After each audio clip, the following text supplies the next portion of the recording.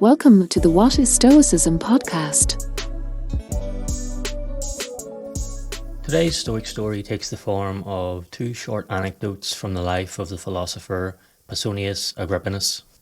Agrippinus' father was put to death by the Roman Emperor Tiberius on a charge of treason, and Agrippinus himself was accused of the same thing around 67 AD and was banished from Italy. The examples from Agrippinus' life are used by Epictetus in his Discourses to demonstrate to his students what it truly means for one to desire only what is up to them and to be adverse to what is not. They also show how the Stoics in general believed in practicing the virtue of courage by sticking to one's principles in the face of adversity and trying to do the right thing, even if it could result in negative consequences. Here's how Epictetus shares the two short anecdotes. What was it that Agrippinus used to say? I'm not going to make obstacles for myself. He was informed that his case was being heard in the Senate. That may be, he said, but it's the 5th hour now. This was when it was his custom to exercise and take a cold bath. So let's go and exercise. Afterwards, someone came up to him and said, You've been condemned. To exile, says he, or death? Exile. What about my property? It's not been seized. So let's go to Erysia then and have breakfast there.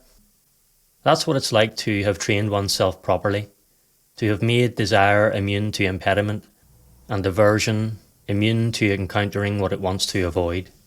I am condemned to death. If it happens straight away, I die. If after a short delay, I eat first, since the time has come for it, and then I'll die later. How? As is proper for someone who's giving back what was not their own. When the Roman historian Florus asked Agrippinus whether he should appear at the Roman Emperor Nero's theatrical shows, which were ridiculous plays Nero wrote and ordered participation in under pain of death or banishment, Agrippinus replied, Appear, by all means. But when Florus asked him why he wasn't going himself, Agrippinus replied, Because I don't even stop to consider it. The point is that as soon as someone starts to deliberate about this kind of thing, weighing up the relative values of externals, and making a decision on that basis, he's not far off being one of those people who are unaware of his own role. I mean, what are you asking me? Which is preferable, death or life? Life, of course. Pain or pleasure?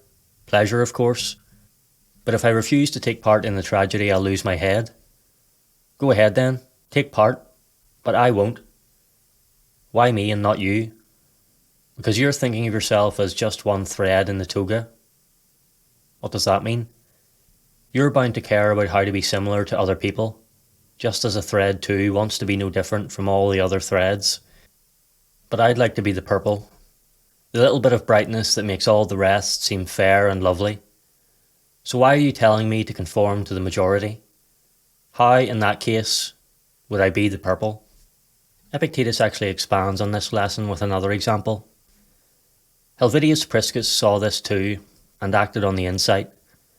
When Vespasian told him not to attend the meeting of the Senate, he replied, You have the power to disqualify me as a senator, but as long as I am one, I'm obliged to attend meetings. All right then, attend the meeting, says Vespasian, but don't say anything. Don't ask me for my opinion, and I'll keep quiet.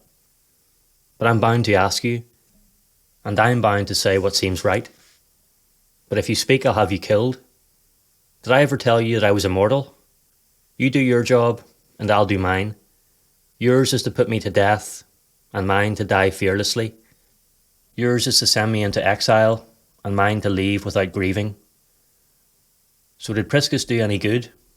After all, he was just a single individual. But what good does the purple do the toga? All it does is stand out in it as purple and serve as a model of beauty for the rest of the threads. If someone else had been told by Caesar in such circumstances not to attend a meeting of the Senate, he'd have said, Thank you for letting me off. Not that Caesar would have stopped that sort of person from attending. He'd have known that he'd either just have sat there like a stoppered jug, or, if he did open his mouth, it would only be to say what he knew Caesar wished him to say, and even improve on it.